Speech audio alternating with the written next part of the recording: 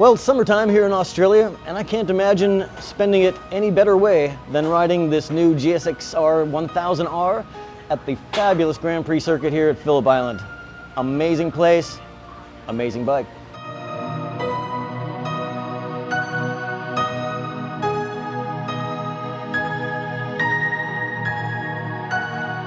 Ready, boys?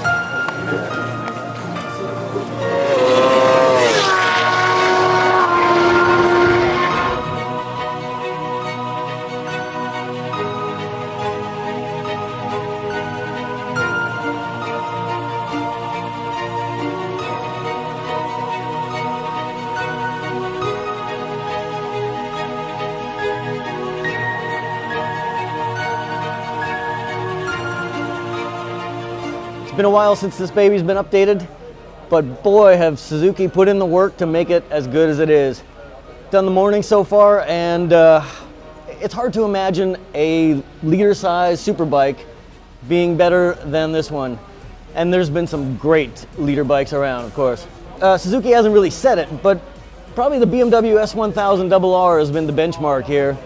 And I think Suzuki's done the job on the engine to beat the BMW. Probably top end, revs to 14,500. Top end's probably about close, but I think it's got a little bit upper mid-range advantage over the BMW. So the benchmark has now been surpassed, and Suzuki's done it here with variable valve timing, an intake snorkel system that boosts mid-range, DLC-coated finger follower valve train that lets it rev so high, a more over square bore stroke ratio. The motor's killer. Of course, that wouldn't matter much if you didn't have the chassis to harness the power, and here on the GSX-R 1000R, that extra R is important. Higher end model and includes the balance-free Showa suspension, which is a significant upgrade, I think, over the standard stuff.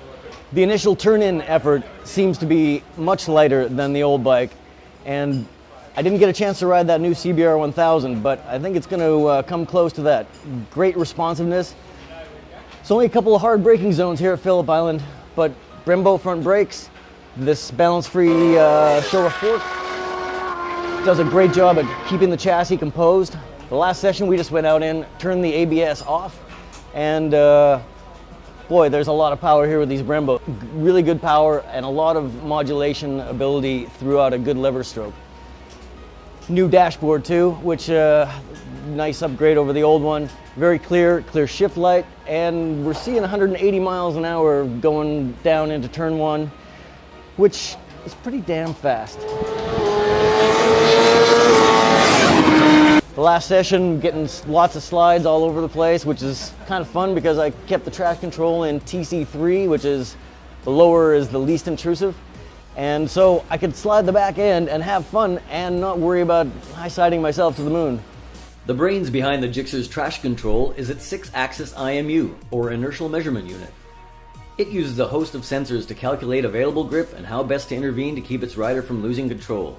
It's a sophisticated safety net.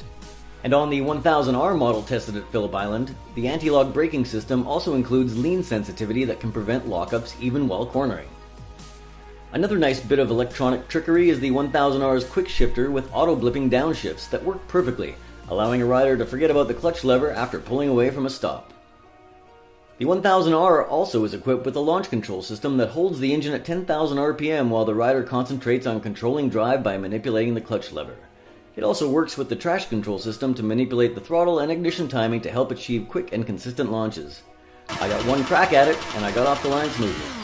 So far, the early reports are this is one sensational bike, and if you can afford it, but this is going to be raising the bar on what is available on a Japanese liter bike. Spectacular.